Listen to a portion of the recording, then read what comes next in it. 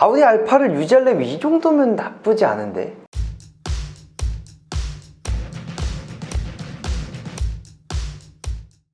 안녕하세요, 리스들입니다. 오늘은 제가 아우디 R8에 대한 유지비와 어떻게 R8을 야무지게 구매할 수 있는지 이용 방법까지 말씀드리는 시간을 가져보도록 하겠습니다. 자, 이번 연도에 또 R8이 풀렸습니다. 작년 12월 달부터 풀렸고요. 이제 2차 물량이라고 보시면 됩니다. 지금 공백기가 거의 6개월이 있었거든요. 그거를 지나고 이제 새로운 또 물량이 풀렸습니다. 지금 타이밍을 꼭 노려보셔야겠죠. 21년식이 끝나고 22년식으로 현재 나온 R8에 대한 유지비를 바로 말씀드리겠습니다. 자, 이제 기본 차량가를 보시면 2억 5,569만원입니다. 이게 개별 소비세까지 다 포함된 가격이고요. 근데 이제 R8 같은 경우에는 유료 색상 컬러가 존재를 해요. 그 옵션 값이 거의 322만원이거든요.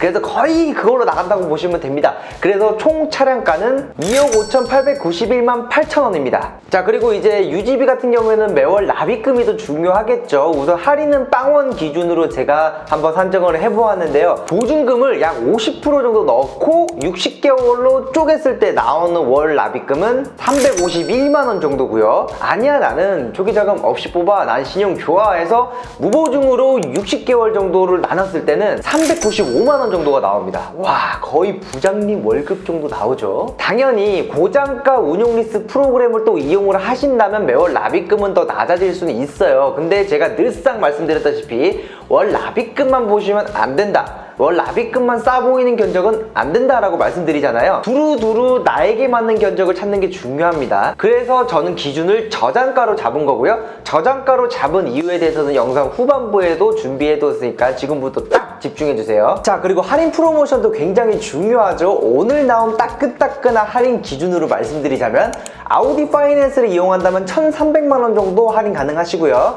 만약에 타사를 이용하신다면 3%인 776만원까지 가능하십니다. 여기서 내가 서비스에 대한 욕심이 없다라고 하시는 분들은 1%까지 추가적으로 가능하다라고 봐주시면 돼요. 이거는 전국 최고가입니다. R8을 이용할 수 있는 여러 가지 방식이 있습니다. 솔직히 R8을 만약에 5년 동안 다 탄다 그러면 거의 총 이용 비용이 한 2억 8천 한 후반대 정도 나오거든요. 너무 부담스럽잖아요. 근데 R8을 5년의 계약을 끊고 5년까지 타시는 분들이 없습니다. 거의 없어요. 거의 대부분의 사람들이 중간에 리스 승계를 많이 하거든요. 그 이유는 감가 방어가 잘 되어서입니다. 지금 SK엔카를 보시면 아시겠지만 현재 시세가 한 1억 6천 정도 돼요. 리스 승계 매물이 되게 많아요. 그러니까 운용 리스로 나간 R8이 많다는 얘기입니다. 그리고 운용 리스 기준 시세를 적어놨기 때문에 아마 실제 매매가는 저거보다 조금 높을 거예요. 그러면 2억 5천짜리 차량이 거의 한 4년이 지났는데도 1억 6천에 팔린다는 거는 시세 감가율이 38% 정도밖에 안 되는 겁니다. 이 정도면 감가 방어가 괜찮은 거죠. 솔직히 18년도 모델을 좀 보여드리고 싶었어요. 그때가 감가가 제일 안 되거든요. 근데 18년도 모델은 현재 매물이 없다 보니까 제가 비교를 못 해드리는 점 양해 부탁드립니다. 일단 중고차 시장에서는 구하기가 힘든 차는 무조건 프리미엄이 붙기 마련입니다. 그래서 R8 같은 경우에도 지금 이 타이밍을 놓치면 또 6개월 혹은 1년이 될 수도 있어요. 기다리는 기간이. 그렇기 때문에 프리미엄이 붙을 가능성이 굉장히 높은 차량입니다. 그리고 희귀한 차량이잖아요. 자, 여기서 꿀팁을 좀 몇 개 개방을 하겠습니다. 딱 집중해주세요. 중도 해지를 원하시는 분들은 운용리스 말고 금융리스를 하세요. 금융리스가 해지 수수료가 좀 더 낮기 때문에 중도 해지하기는 훨씬 더 편합니다. 약 30% 정도 선수율을 깔아두시고 매월 납입금도 낮추시면서 이용하시면 되고요. 향후 내가 원할 때 언제든지 부담 없이 차량을 처분할 수가 있어요. 문제는 처분할 때 취득세가 조금 발생된다는 단점이 있습니다.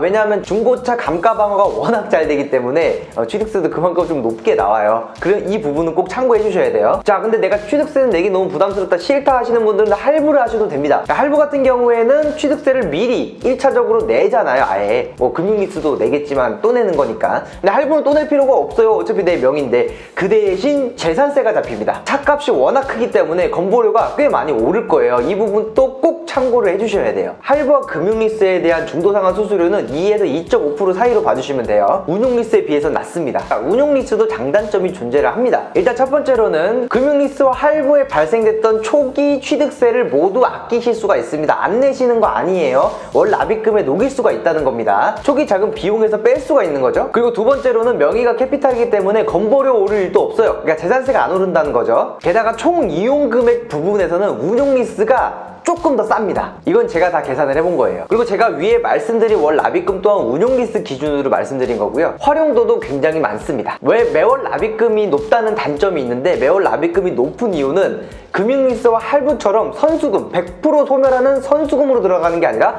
100% 보장되는 보증금으로 들어가기 때문에 그런 거고요. 나중에 계약 만료가 됐을 시에는 100% 다시 받는 돈이니까 당연히 월 납입금은 높을 수밖에 없겠죠. 그리고 사업자분들은 경비 처리를 최대치로 할 수 있어요. 물론 할부도 되고 금융리스도 가능하지만 최대치로 가능하다라는 점이 메리트로 들어갑니다. 그러니까 장기적으로 봤을 때는 운용 리스가 좀 더 좋아요. 그리고 방금 제가 활용할 게 많다고 말씀드렸잖아요.